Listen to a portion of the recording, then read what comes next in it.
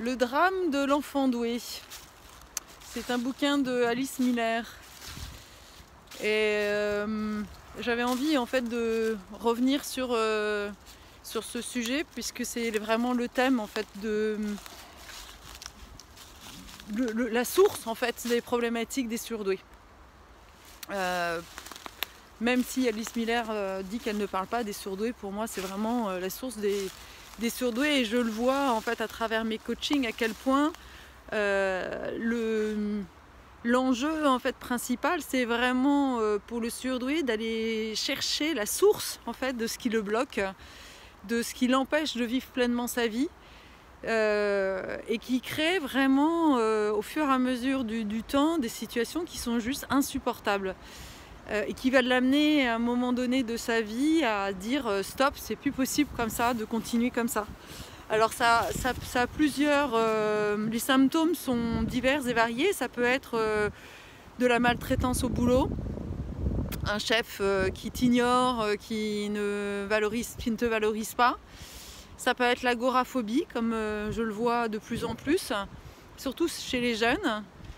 Et ça peut être des problèmes d'argent, surtout pour les entrepreneuses, etc., etc.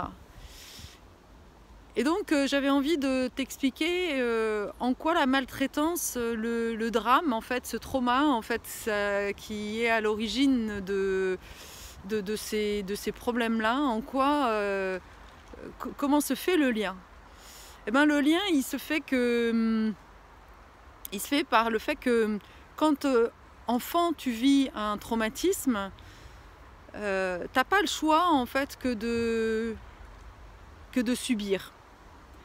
L'enfant, quand il naît, il attend de sa mère de l'aimer de manière inconditionnelle, de l'accepter de t'accepter comme tu es. Et ton père, tu attends de ton père qu'il te protège.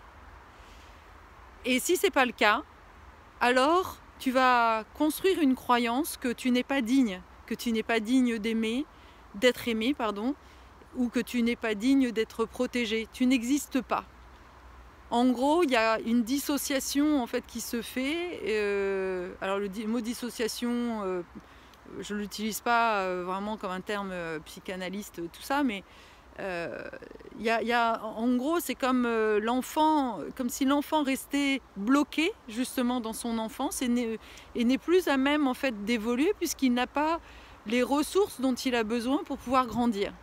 C'est comme une plante sans eau ou sans soleil, sauf que ton enfant intérieur, lui, il reste bloqué, mais il t'empêche pas de grandir. Donc il y a un adulte qui grandit, mais qui grandit sans les fondations dont il a vraiment besoin. Donc il compense en fait, il ne fait que ça, que compenser. Et c'est ça qui prend énormément d'énergie. Toute ton énergie en fait est utilisée à compenser, à avoir des masques pour pouvoir faire en sorte de survivre en fait. Tu survis. Et puis il y a un moment donné où la vie en fait te représente des situations, te fait revivre en fait l'émotion d'origine. Donc ça peut être voilà, l'agoraphobie, des moments de panique, des moments où tu te sens en totale confusion ou une stupeur. Voilà, la stupeur aussi, c'est quelque chose que je retrouve très souvent chez le surdoué, puisque ça lui tombe dessus. La maltraitance, souvent, voilà, elle t'arrive, tu t'y attends pas en fait. Ça peut être n'importe quoi.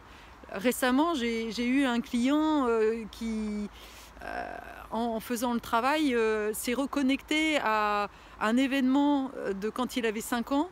Et cet événement, c'est la circoncision. Et ça avait complètement bloqué. Et il n'imaginait même pas, quand il a démarré le coaching, qu'il allait arriver là, en fait.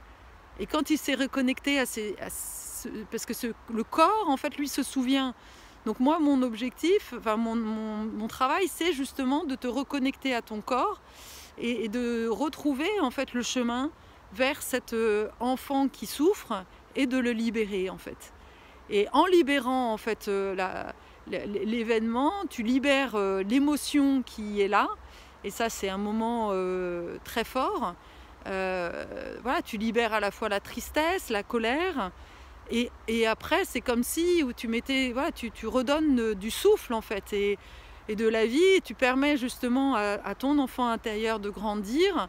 Et du coup, tu permets à ton adulte, du coup, de reprendre confiance dans la vie en fait, de retrouver en fait des fondations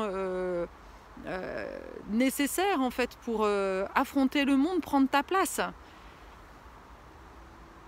Alors la question qu'on peut se poser, que souvent le surdoué se pose, c'est est-ce qu'on est surdoué parce qu'on a été maltraité ou est-ce qu'on est maltraité parce qu'on est surdoué?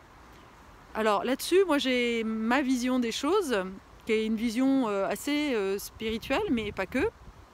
C'est-à-dire que moi je suis convaincue que nous sommes des êtres assez évolués, les surdoués, qui avons déjà vécu et qui avons déjà vécu suffisamment de choses et pris conscience de pas mal de choses, et que on a encore en fait des choses à dépasser. Et ces choses sont en lien avec, sont très en résonance en fait avec des vrais défis de société. Et ça, c'est flagrant pour moi, hein. C'est-à-dire que la problématique de la maltraitance, le côté, l'acceptation pour l'homme en fait de sa part émotionnelle, c'est un enjeu de société. Parce qu'à partir du moment où l'homme reconnaît avoir été maltraité, alors du coup il va arrêter en fait de maltraiter ses salariés, les autres. Il va être vigilant en fait vis-à-vis de ça. Et quand une femme est consciente en fait que elle s'est laissée maltraiter parce qu'elle était impuissante et qu'elle a continué à le faire pendant longtemps dans sa vie, alors elle va développer elle va accepter en fait sa puissance pour pouvoir se protéger. Elle va protéger son territoire. Elle va plus être dans l'attente de l'extérieur. Voilà, elle va plus attendre de son chef, de tout ça, de la protéger et de la respecter. Non, elle va se faire respecter. Et ainsi, on va changer le monde. Si l'un et l'autre, on est en conscience de nos manques, en fait, la femme doit s'approprier plus son côté masculin. Et un masculin qui est pas persécuteur, mais un masculin qui est protecteur. Et l'homme doit se reconnecter avec son féminin qui est bienveillant, dans l'intuition, dans l'accueil de ses émotions. Et comme ça, on va pouvoir se rencontrer. Voilà ma vision en fait du drame de l'enfant doué, qui finalement est un vrai cadeau en fait. C'est ça qu'il faut voir. C'est qu'une fois qu'on découvre ça, on revit. On retrouve notre puissance, on retrouve notre énergie, on retrouve le plaisir de l'intimité, la confiance dans le lien. Et ça, c'est magique en fait. Donc voilà, c'était important pour moi d'expliquer tout ça. À bientôt.